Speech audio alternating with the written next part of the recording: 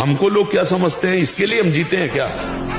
हमारी क्या समझ, ये बात समझ के जीना चाहिए। अब तुम क्या समझते हो, तुम्हारी समझ है। हम तुम्हारी समझ से थोड़ी जीते हैं, हम अपनी समझ से जीते हैं। हमारी बात समझ रहे हो? हाँ, किसी की समझ के गुलाम नहीं है हम अपनी समझ से, शास्त्र सम्मत समझ से हम आनंद को भोगते हैं। ये जीवन मस्ती के लिए मिला, किसी समझ के लिए नहीं। समझ रहे? हम अपने सत्य की मस्ती में हैं। तुम हमको क्या समझते हो, इससे हमें कोई फर्क नहीं पड़ता। हम क्या समझ करते, इससे फर्क पड़ता है। हमको लोग क्या समझते हैं, इसके लिए हम जीते हैं क्या? हमारी क्या समझ, ये बात समझ के जीना चाहिए। अब तुम क्या समझते हो, तुम्हारी समझ है। हम तुम्हारी समझ से थोड़ी जीते हैं, हम अपनी समझ से जीते हैं। हमारी बात समझ रहे हो?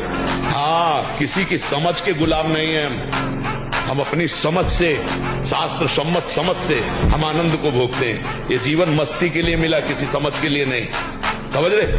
हम अपने सत्य की मस्ती में हैं। तुम हमको क्या समझते हो, इससे हमें कोई फर्क नहीं पड़ता। हम क्या समझ करते, इससे फर्क पड़ता है।